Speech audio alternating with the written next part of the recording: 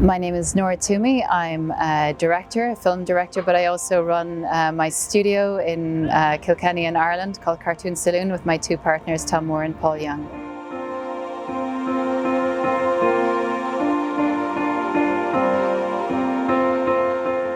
I went back into education to animation a little bit later. I had left school when I was about 14, 15 and I'd worked in a factory for a number of years.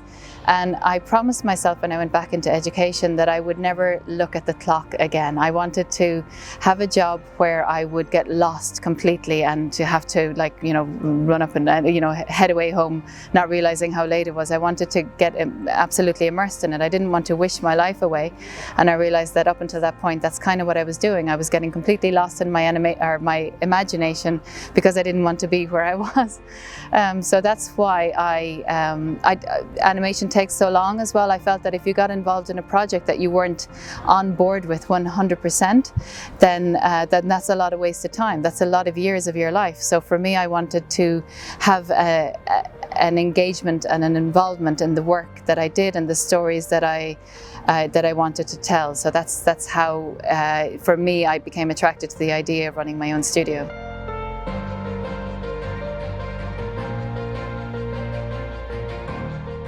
I think the huge challenge for us was a business one. You know, we were a group of artists that got together to make films. So the whole idea of, paying salaries, taxes, budgets and schedules, all of this kind of stuff, it didn't come naturally to us, and it took us many, many years. And I would say it was after The Secret of Kells, really, by the time we kind of got some handle with that, we became proactive and not reactive, I think, when it came to the business side of things, and it took us a long, long time. Having said that, we never lost the want to tell specific types of stories and stories that connected with us emotionally. For us, that is still the absolute heart of our entire business. When we are talking to lawyers that come work with us, business people that come work with us, it has to be the same. They have to want to tell stories that we want to tell as well. They have to get on board with the type of films and TV series that we're trying to make. If that's not in place, then we have nothing. If that is in place, then we can trust them, absolutely.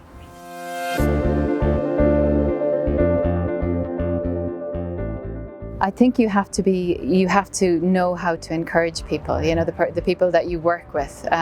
That's extremely important, unless you want to be, a one-person business. I think if you're wanting to grow beyond that, then you have to understand how you encourage the people around you, how you continue to energize them, how you listen to them as well, and take their advice on board and take their input on board, and how you let them become part of the process.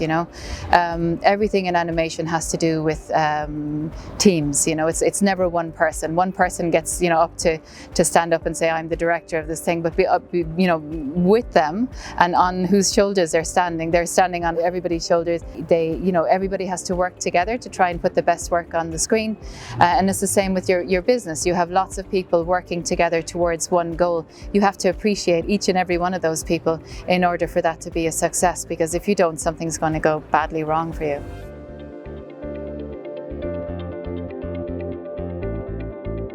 If you're starting your own studio, and especially if you're a creative-minded person, I think trying to find partnerships with people who come from a business background, for example, is important. But again, making sure that everybody is on the same page, that you can trust the people that you're getting into business with, and that you all want to tell the same kind of stories. I think that's very important. I think not being afraid of failure is a big one as well.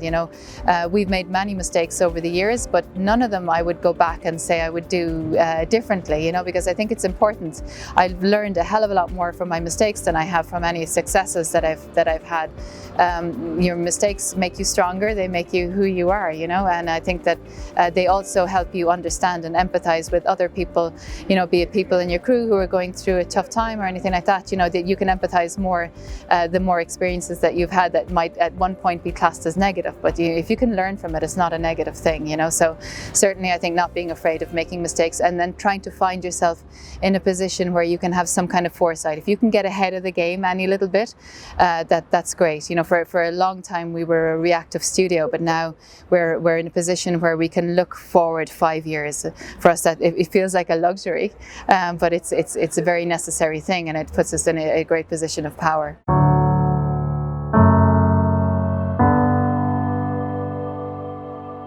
I think the reward of running a studio is getting to make other people's dreams come true as well as your own. You know, I think that if you can put yourself in a position where you can foster new directors coming up, where you can get, I just love the idea that I get to sit every day with people who draw, you know, and people who support people who draw, and people who pay the salaries of people who draw. For me, that's the most wonderful thing. That is where, you know, if I go back to talking about, you know, not watching the time go by, you know, not wishing it was tomorrow. You know, I never wish it was tomorrow, because I love going into work every day. I love working with the people that I'm working with. I never wanted to be a business person. I never wanted to get into that whole end of things. It's necessary for what I do, but I'm very proud of what we do in Cartoon Saloon. I'm proud that I'm part of it.